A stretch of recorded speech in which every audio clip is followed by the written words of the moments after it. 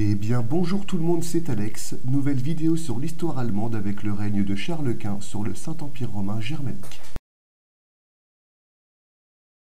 En tant qu'héritier direct de la maison de Habsbourg, Charles Quint règne déjà sur une vaste partie de l'Europe avant son arrivée sur le trône du Saint-Empire.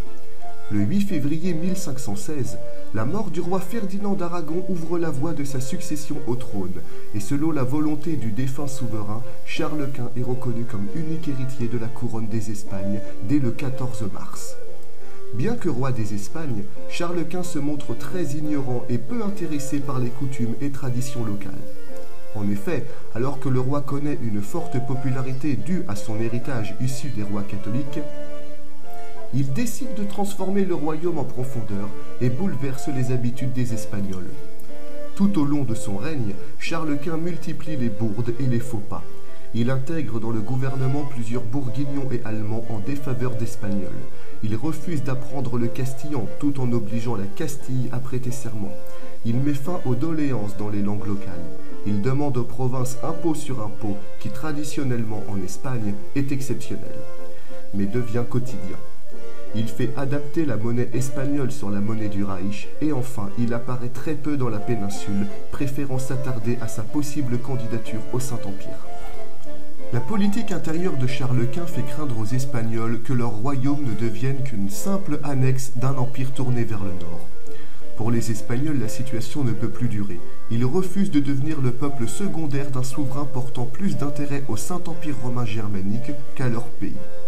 Mais Charles Quint ne porte pas plus d'intérêt à la situation, aussi critique soit-elle. Il nomme l'Allemand Adrien von Utrecht régent de Castille pour se débarrasser de cette gestion régionale. Le castillan Joan de Padilla décide de monter une révolte qui très rapidement gagne en popularité et bientôt c'est l'ensemble de la Castille qui prend les armes et se révolte. Charles Quint ne craint pas la révolte. Il charge le régent de sa gestion en lui donnant quelques troupes. Bien que la Révolution ait écrasé à la bataille de Villalar en 1521, les nobles castillans décident eux aussi de prendre les armes. La guerre des communautés de Castille vient de débuter. Le régent von Utrecht écrase définitivement les armées rebelles en 1523. Après la victoire du régent, une féroce politique de répression est mise en place. Les chefs rebelles sont exécutés, les nobles espagnols révoltés voient leurs terres confisquées, et enfin, les villes et villages qui ont accueilli les troupes rebelles en libérateurs sont pillés et soumis à l'impôt de réparation de guerre. Le régent met en place un état policier dans les seuls intérêts du Saint-Empire, à la primauté du droit germanique sur les terres des Espagnes. De 1519 à 1520, alors que l'Espagne est en pleine révolte, Charles Quint se trouve en Allemagne où il affronte ses concurrents à l'élection du futur empereur du Saint-Empire. En face de lui se trouvent Henri VIII, roi d'Angleterre, Georges le Barbu, duc de Saxe, et le grand favori de cette élection, François Ier, roi de France. Pour être élu empereur, il faut recevoir un vote majoritaire des 7 princes électeurs qui décident d'attribuer leur vote à la suite d'un duel sur 3 points. L'argumentation, les finances et la gloire. Au niveau de l'argumentation, François Ier s'avance comme le souverain d'une grande puissance montante qu'est la France. Il bénéficie de la stabilité politique de son pays, là où du côté de Charles Quint, l'Espagne connaît une croissance plus lente avec un souverain désintéressé par la question espagnole. François Ier remporte ainsi le premier duel. Le second est très rapidement remporté par Charles Quint. En effet, au niveau des finances, François Ier n'a que l'économie des écus français pour soutenir la politique impériale, là où Charles Quint dispose déjà des florins allemands, des ducats espagnols, mais surtout de l'or des conquêtes espagnoles du Nouveau Monde. Le troisième duel se joue sur la gloire du souverain. François Ier apparaît comme le roi de la plus grande puissance de son temps, mais surtout du pays ayant la culture et la sphère d'influence la plus florissante d'Europe, voire du monde entier. De son côté, Charles Quint n'a bien que le sang des Habsbourg pour briller. L'Espagne est en guerre civile et le Saint-Empire n'est plus la puissance qu'il était à l'époque médiévale. En toute logique, François Ier doit devenir le futur empereur du Saint-Empire, car il a remporté 2 duels sur 3. Mais Charles Quint a encore une carte à jouer. Alors que le roi de France est retourné à Paris assurer son élection, Charles Quint mobilise les troupes espagnoles au sud, les troupes italiennes au sud-est et les troupes allemandes au nord-est de la France. Il bloque ainsi toute future action française en menaçant le pays d'une triple invasion, et au moment de la prise de décision des 7 princes électeurs, il fait assiéger la ville d'élection par les troupes autrichiennes. Alors que le vote devait être à la majorité pour François Ier, la surprise est totale. À la complète unanimité, les 7 princes électeurs élisent Charles Quint empereur du Saint-Empire le 23 octobre 1520. Cet homme devient alors empereur du Saint-Empire romain germanique, roi des Espagnes, duc de Bourgogne, roi de Naples et de Sicile, duc de Milan, roi d'Italie et archiduc souverain d'Autriche. François Ier, furieux de s'être fait voler son élection, jure de se venger de Charles Quint. La rivalité franco-impériale prend de plus en plus d'ampleur. Le roi de France réclame Naples et Milan et souhaite affaiblir le Saint-Empire en Italie, région atteignable selon les militaires français. De son côté, l'empereur souhaite arracher la Bourgogne à la France pour la restituer à l'Empire. Avant les guerres d'Italie, la France met au point une stratégie d'offensive contre son puissant voisin impérial, abandonnant toute idée d'une invasion directe de l'Allemagne. Le général André de Foix préfère une double invasion. La première portée dans les Pyrénées avec pour objectif la capitale Pampelune et la seconde portée en Italie avec pour objectif Naples et Milan. De Foix poste quelques troupes de seconde zone dans le nord de la France. En effet, sa stratégie sur le papier place immédiatement le Saint-Empire dans une situation défensive en Espagne et en Italie. Il n'imagine pas une offensive impériale possible dans ce secteur dans de telles conditions. De son côté, l'empereur place le général Franz von Sickingen à la tête des armées impériales en cas d'agression. Von Sickingen répartit les effectifs impériaux en 3 zones, 2 zones défensives dans les Pyrénées et en Italie, et une zone offensive dans les Ardennes. Les premiers coups de canon sont portés par les Français. Le général André de Foix lance sa double offensive. Malgré des premiers succès dans les Pyrénées, les erreurs stratégiques et le manque de logistique empêchent le camp français de profiter de leur victoire. À la bataille de Nohain du 30 juin 1521, l'armée espagnole se relève et inflige une sérieuse défaite à l'ennemi français qui doit battre en retraite sur leur ligne d'origine pour gagner des positions plus défendables. Le second front français est également mal au point. Après une avance notable, les troupes germano-espagnoles écrasent l'armée française qui se replie. Sickingen peut alors lancer son plan. Les troupes allemandes, autrichiennes et espagnoles massées dans les Ardennes lancent l'invasion. Elles seront cependant vaincues au siège de Mézières par l'arrivée du maréchal Jacques de la Palisse qui sauve la France d'un désastre. Le général Franz von Sickingen n'abandonne pas. Il change aussitôt de plan et monte une invasion dans le sud de la France. Et encore une fois, elle échoue au siège de Marseille. François Ier prend directement la tête d'une armée de contre-attaque formée des dernières unités françaises disponibles.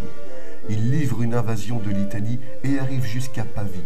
Là, le général Goert von Frauensburg arrive en hâte, lui inflige une sévère défaite. Le roi de France est fait prisonnier et le 14 janvier 1526, il signe l'armistice ainsi que le traité de Madrid. La France sous François Ier relancera plusieurs fois la guerre contre le Saint-Empire en Italie, de 1527 à 1529, de 1535 à 1538 et de 1542 à 1546. À l'heure de l'arrivée du roi Henri II à la tête du royaume, la France sort défaite de ses 4 guerres consécutives contre Charles Quint et le Premier Reich. Cependant, le roi ne souhaite pas abandonner la politique guerrière de son père. Il réarme l'armée royale en vue d'une nouvelle guerre. Le roi place le général François de Guise à la tête de l'armée. Ce dernier met une hasardeuse mais courageuse double offensive. La première portée contre le Saint-Empire, la seconde contre l'Italie. Quand l'armée française attaque, c'est une surprise générale, à tel point que Charles Quint n'a placé aucun grand officier à la tête de l'armée impériale, commandée localement. En 1552, la poussée française s'empare de Metz, Toul et Verdun sur le front du Nord. Les troupes impériales battent en retraite. Sur le front sud, le succès est aussi là. L'armée française s'est emparée de la Savoie et du Piémont, ainsi que de la ville de Sienne en Italie. En 1553, le général François de Guise fait une très forte avance en territoire impérial. Il arrive à atteindre Bruxelles en 1554, qui capitule après de rudes combats. Enfin, il tente d'envahir l'Allemagne par le nord, mais se trouve vaincu faute de munitions à Renty. Sur le front sud, l'armée française a libéré la Corse de l'occupation germano-espagnole. avant que le Saint-Empire ne signe le traité de Vaucelles, qui rétablit la paix et instaure la victoire française, qui récupère la Savoie, le Piémont, la Corse, Metz, Toul et Verdun. Henri II peut jouir de sa victoire et le général de Guise est célébré en héros. Malheureusement, le pape Gian Padro Carafa souhaite se débarrasser de toute la présence impériale en Italie. Allié de la France, il relance le conflit en 1557. Obligé par les traités diplomatiques, la France abandonne la trêve si favorable. Dès la première bataille, tout tourne au désastre. À Saint-Quentin, l'armée française subit une défaite décisive. Les forces impériales pénètrent massivement son territoire. C'est alors que le général de Guise arrive et sauve la France à la bataille de Thionville, ce qui bloque l'avance impériale. Cependant, à cause de la rivalité entre de Guise et les nobles de la maison Montmorency, Henri II lui retire le contrôle de l'armée pour la donner au maréchal Paul de la Barthe, seigneur de Terne. À la tête de 14 000 hommes, le maréchal de Terne se porte au combat. Mais à cause d'une grave erreur stratégique, l'armée impériale l'écrase à la bataille de Gravelines. Alors que les impériaux ne déplorent que 500 pertes, tués ou blessés, l'armée française déplore 12 500 tués ou blessés. À la suite de ce désastre, le maréchal de Terne signe immédiatement la capitulation sans condition de l'ensemble de ses troupes. Privé du gros de son armée, la France n'a plus les capacités de conduire une offensive, même avec de Guise. Henri II doit alors se soumettre à la défaite. Le Saint-Empire récupère l'ensemble des terres cédées par le traité de Vaucelles, et la France ne tentera plus rien face au Reich pour un très long moment. Le début du règne de Charles Quint est inscrit dans la lignée de la naissance du luthérianisme. Étant l'empereur germanique et le roi d'Espagne, et donc l'héritier des rois catholiques et le défenseur de la foi, titre offert par le pape au souverain du Saint-Empire, Charles Quint ne peut pas se soustraire à l'obligation de défense du catholicisme. L'année même de son couronnement, il convoque la diète impériale dans la ville d'Augsbourg, afin de poser la question de la soumission obligatoire des princes allemands à la religion catholique, pour ceux s'étant convertis au luthérianisme. Mais cette tentative de force tourne à son désavantage. Le 25 juin 1530, les princes du Nord offrent à l'empereur l'acte fondateur du luthérianisme comme la religion d'État de leur duché. Charles Quint donne sa réponse le 20 septembre 1530, où il conseille à ses princes de se préparer à la guerre en cas de refus de retour au catholicisme. Mais au vu de la politique impériale du moment, l'empereur n'aura pas les moyens militaires de conduire une campagne contre les princes protestants avant 1540. L'empereur attend encore 5 ans avant de déclencher son offensive. Le 5 décembre 1545, l'armée de Charles Quint envahit les territoires des princes rebelles, dont les forces sont écrasées à la bataille de Muehlberg le 24 avril 1547. Malheureusement, Maurice de Saxe provoque un renversement d'alliance en 1551. Les forces en jeu sont alors complètement à la défaveur de l'empereur, qui le 2 août 1552 signa la paix de Passau, autorisant les princes allemands à choisir leur religion. Si l'empire de Charles Quint possède l'avantage de sa puissance politique et économique, il possède aussi un désavantage énorme, celui d'être très dispersé et défendu par des forces militaires déjà limitées aux techniques vieillissantes pour l'époque. Il doit ainsi faire face à des menaces montantes sous son règne, la montée en puissance de la France, le début du colonialisme britannique, les mouvements d'indépendance des grandes villes italiennes et les vues ottomanes sur les Balkans et le reste de l'Europe. L'un des principaux points stratégiques disputés entre l'alliance franco-ottomane et l'axe germano-espagnol est le contrôle de la ville de Tunis, qui à l'époque offre le contrôle du sud de la Méditerranée et du point de passage vers le Levant. En 1534, Kayrt el-Din Barberousse, pro-franco-ottoman, renverse le sultan Hafsid Moulay Hassan, alors pro-espagno-impérial. Charles Quint décide alors de réagir, car les côtes espagnoles, la Sicile et le sud de l'Italie étant sous le contrôle du Saint-Empire sont menacés. Le 29 mars 1535, une flotte germano-espagnole de 212 navires se lance à l'assaut de Tunis. La ville est libérée le 21 juillet 1535. Le sultan retourne au pouvoir et proclame la tolérance religieuse avec la libération de 20 000 esclaves chrétiens détenus par les pro-ottomans. Cette victoire est si importante que pour la première fois depuis l'Antiquité, le pape Paul III invite l'empereur à un triomphe romain dans Rome. Le défilé militaire a lieu le 5 avril 1536. L'empereur, à la tête des soldats allemands et espagnols, marche du port de San Sebastiano jusqu'à la basilique Saint-Pierre en passant par le Forum romain dans un triomphe imitant ceux des Césars de l'Antiquité. En 1540, l'empereur Charles Quint est atteint d'une goutte provoquée par la circulation anormale d'un taux considérable d'acide urique provoquant des destructions articulaires invalidantes. Il envisage assez vite de se défaire du pouvoir. La même année de 1540, l'impératrice meurt. Charles décide alors d'investir son fils, le prince Philippe II, sur le trône de Milan et des Pays-Bas. Les deux successions sont acceptées en 1546.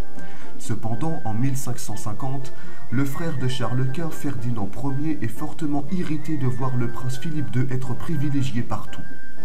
Afin d'éviter une crise interne, l'empereur prend la forte décision de séparer l'héritage. Philippe II hérite de la partie espagnole et Ferdinand Ier de la partie allemande. Les grands d'Espagne et les princes électeurs valident ce choix. Le 11 avril 1555, après sa femme, c'est au tour de sa mère, Jeanne de Castille, de trouver la mort. L'empereur est très affecté par le décès de sa chère mère et souhaite de plus en plus prendre sa retraite du pouvoir avant de mourir lui aussi. Le 25 septembre 1555, Charles Quint signe son dernier grand traité considéré comme un échec personnel. Lui, un fervent catholique, accorde via la paix d'Augsbourg le droit aux princes allemands de choisir leur culte. L'état de santé de l'empereur se dégrade considérablement. En plus de la goutte, Charles Quint est atteint d'asthme, de diabète et d'hémorroïdes. Il abdique le 22 octobre 1555 du trône d'Espagne et de Bourgogne. Il fait de même le 27 août 1556 avec celui du Saint-Empire.